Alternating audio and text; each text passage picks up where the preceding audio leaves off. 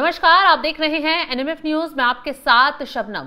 भारत में वोट चोरी का शोर मचाकर राहुल गांधी अब विदेशी मंच पर पहुंच गए हैं। हर बार की तरह इस बार फिर से विदेशी मंच पर राहुल गांधी ने भारत के खिलाफ जहर उगलना शुरू कर दिया है, या फिर यूं कहें कि संविधान का और लोकतंत्र का मुद्दा लेकर राहुल गांधी मोदी सरकार को टारगेट करने विदेशी मंच पर पहुंच गए हैं।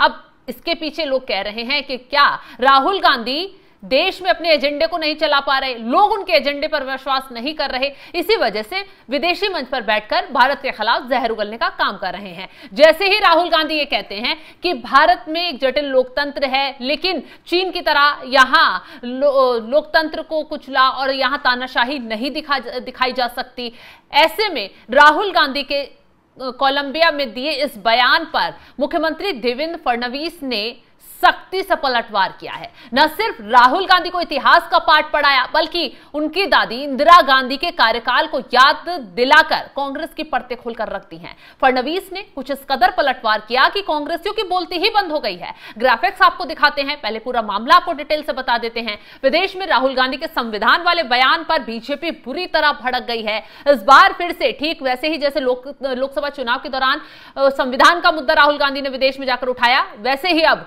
बिहार में चुनाव है तो फिर से संविधान का राग अलापने बैठ गए। मुख्यमंत्री देवेंद्र फडणवीस ने कांग्रेस नेता राहुल गांधी पर हमला करते हुए कहा है कि वो भारत के संविधान की ताकत में विश्वास नहीं करते हैं। राहुल गांधी पर तंज मुख्यमंत्री की तरफ से कसा गया। कहा गया राहुल को भारत का इतिहास पता नहीं है कि उनकी दादी इंदिरा गांधी ने देश में तानाशाही लाने की कोशिश की थी, लेकिन भारतीयों ने इसे खारिज कर दिया था। तो कैसे संविधान को कांग्रेस के वक्त में कुचला गया, ये राहुल गांधी को फडणवीस की तरफ से बताया गया।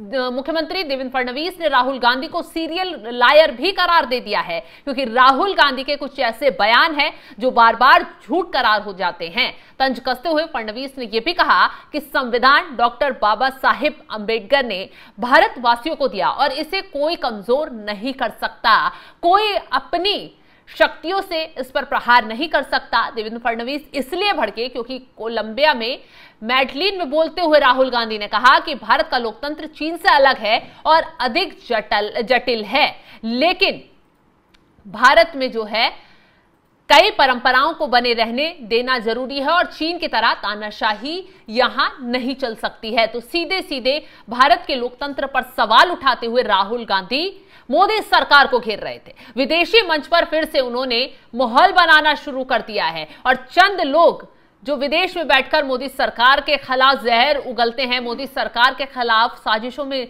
जुटे रहते हैं, उन शक्तियों का सपोर्ट शायद कांग्रेस को फिर से मिलना शुरू हो गया है। अब मुख्यमंत्री देवेंद्र फडणवीस इस पूरे मामले को लेकर कैसे राहुल गांधी को आईना दिखा रहे हैं, आपको उन्हीं की जुबानी सुनवाते हैं। राहुल गांधी इनको भारत के संविधान की ताकत पर विश्वास ही नहीं है, और इसका एक कारण है कि इस देश का, भारत का इतिहास वो जानते नहीं है।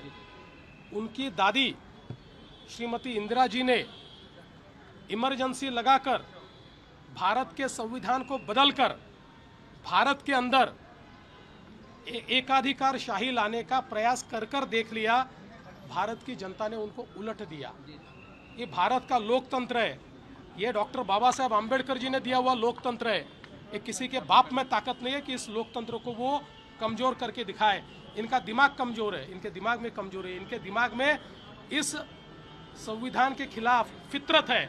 इसलिए मैं बार बार कहता हूँ Rahul Gandhi is a serial liar, is a serial liar, is a serial liar. Sir पिछले 9 महीनों में सीएम साहब, पिछले 9 महीने में 2000 बांग्लादेशियों पर कार्रवाई हुई है, 1000 को डिपोर्ट किया गया है, जबकि 1000 कार्रवाई प्रक्रिया चल रही है। सर ऐसा क्या होना चाहिए कि बांग्लादेशियों की घुसपैठ बंद हो? यहाँ घुसपैठ बंद होगी ही, और जो आएगा उसको पकड़ के वापस भेजा जाएगा।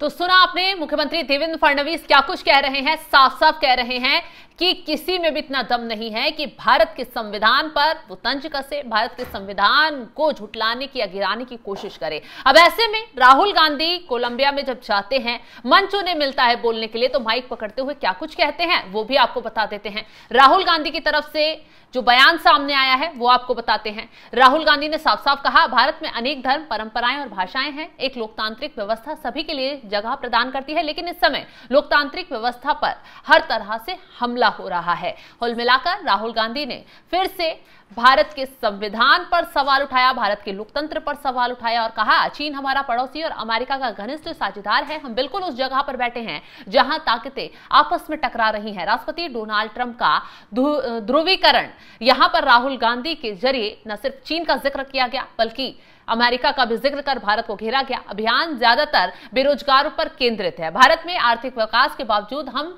रोजगार प्रदान करने में असमर्थ हैं, क्योंकि हमारी अर्थव्यवस्था सेवा आधारित है।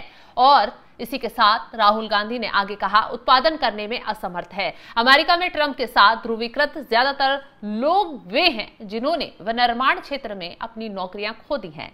चीन ने एक गैर लोकतांत्रिक तरीके से माहौल में उत्पादन का प्रदर्शन किया है, लेकिन हमें एक लोकतांत्रिक ढांचे की जरूरत है। इसलिए चुनौती एक लोकतांत्रिक माहौल में उत्पादन का एक ऐसा मॉडल विकसित करने की है जो सीधा सीधा राहुल गांधी की तरफ से यह बयान दिया गया, जो चीन से मुकाबला कर सके। भारत में 1.4 अरब लोगों के साथ जबरदस्त क्षमता है, लेकिन भारत की प्रणाली चीन से पूरी तरह से अलग है। चीन बहुत केंद्रीकृत और एक रूप है, भारत विकेंद्रीकृत है और यहाँ अनेक तरीके की भाषाएं, अनेक तरीके के धर्म, अनेक तरीके के कल्चर फॉलो किए जाते हैं।